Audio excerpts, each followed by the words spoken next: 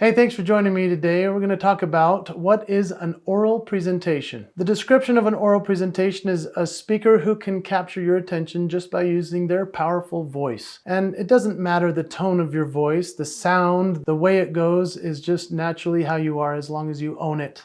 You're confident about it. And giving oral presentations is a powerful way. You've probably had to do that in school when you were in school or in a business type of a setting. There are all kinds of different places where an oral presentation is necessary. And so we're going to dive right in as to what oral presenting is like, as well as how you can do it better. Thanks for joining me.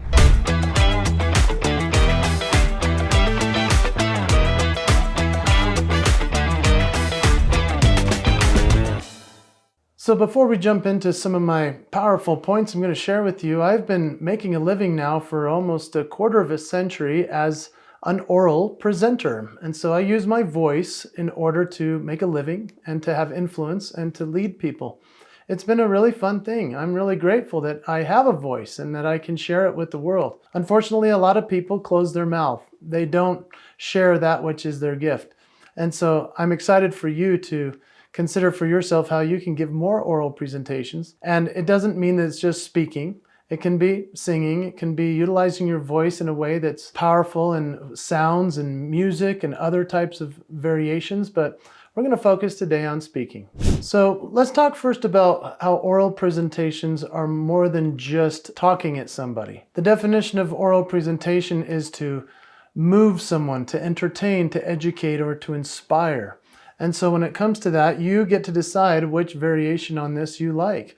I personally would love to do all of them if I can, and so I work towards that very diligently. And I'm constantly practicing my oratory skill set.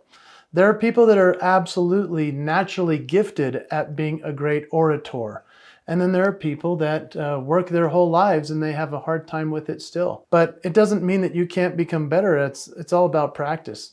And so hopefully with this video, you'll think to yourself, I can get better. I have some cool ideas now. And there's lots of different settings where you can give an oral presentation. You could be in the education space. It could be in a conference setting, business, in the community, at church and religion and so forth. And so there's plenty of places. The best place to practice is at home while you're talking to the people you live with, and to give presentations in that sense in terms of just having communication. Communication is the secret of success.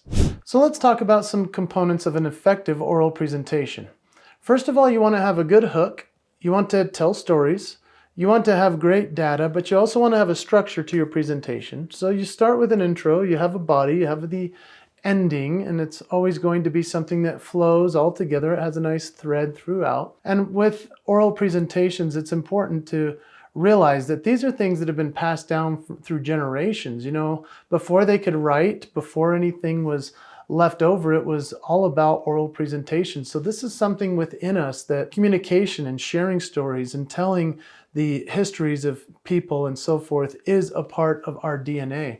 And so sharing those in terms of a story is a really good way to interact with your audience. To give an effective oral presentation, you also want to make sure you're interacting with your audience and engaging them in a way that's captivating, but also clearly having words that are clarified so that they understand what you're saying. Articulation is an important piece of it. The greatest orators are the people that say things well.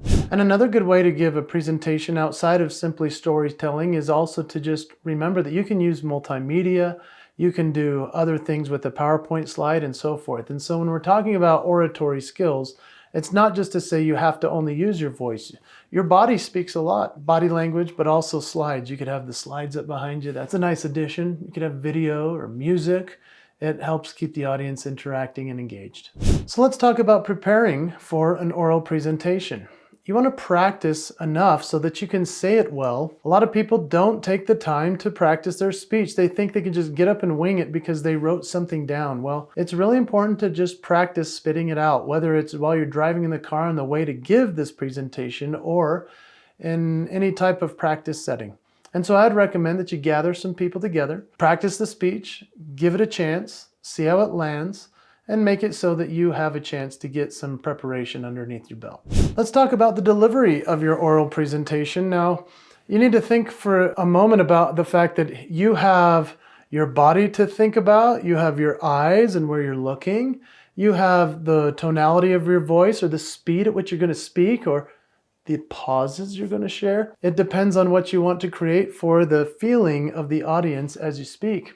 And so when you're putting this all together, it's the overall body of your complete delivery. So what happens when the lights go on, when they introduce you to stage, I like to say, it's showtime. Yeah, here we go. Now I'm completely on. If I was at an energy level of like a 3 or a 4, oh, I'm going real fast to a level 10 or even 11. And I'm going out on that stage and I'm ready to rock. Now, I love getting on that stage and having the chance to share what I've prepared. I have less confidence if I haven't prepared something. My delivery is stifled, or I might not know where I'm going because I haven't practiced it enough. I'm not saying to memorize it. I don't believe in that either.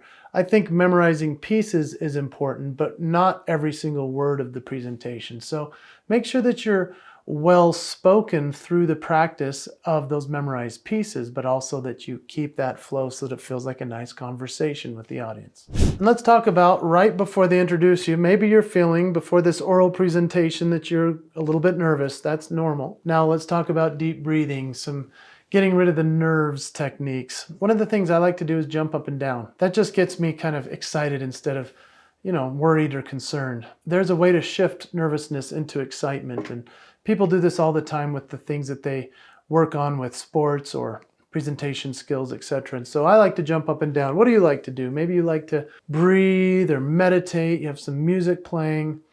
What is your way of getting into that zone? What I'd appreciate is if you put it in the comments for us so that we can learn from you.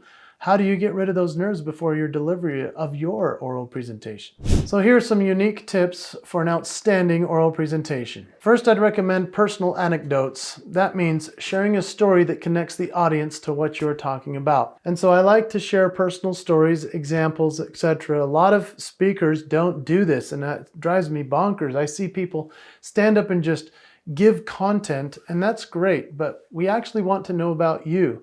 So share some of your personal stories. Be authentic, be a little vulnerable. Yes, if you're launching a new product, maybe there's not time for that, but there is a space for it with essentially every presentation and people want to hear it. So share some of your personal anecdotes and stories. Then there are interactive elements, which I love to consider things like Q&A.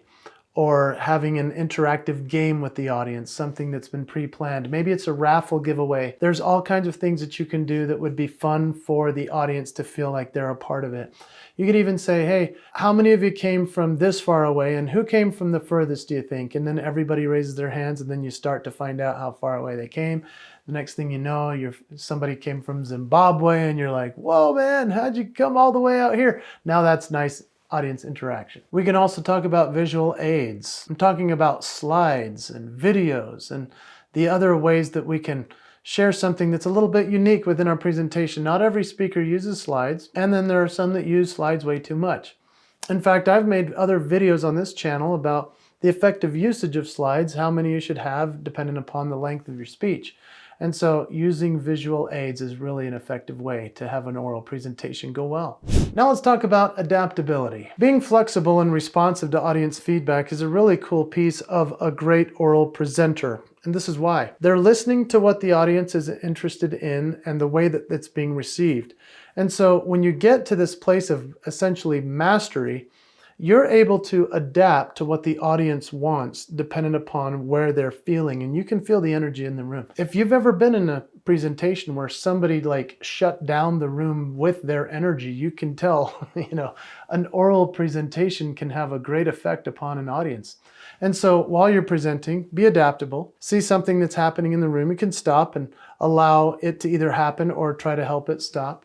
In fact, there are a lot of performers these days, and these are more like entertainers, but with the way that crowds have been rushing the stage, they'll sometimes stop the whole concert in the middle of a song and say, this person's having a problem right here. I'm not going to keep playing or singing until we make sure they're okay. When we know they're okay, everybody put your lights up or put your hand up. I've seen some of the greatest rockers in the world stop mid-song to make sure that their audience is safe. That's cool adaptability. And that's part of being an effective oral presenter. And so being able to read the room, feel the spirit within the audience, right? There's a whole shift in the energy of that whole thing. And I truly love to say to myself, okay, this isn't going the right direction I want to go. Now I'm going to shift over here, and I think this is where we ought to be. Then you start to take that shift, and the next thing you know, it shifted the spirit and energy of the whole place, and you go, it feels better. Now this is the direction we need to go. These are some really actionable tips that you can take. I hope they've been helpful to you. And what I'd love for you to do is, if you want to practice in a community where other people are working on this type of thing, we have created that.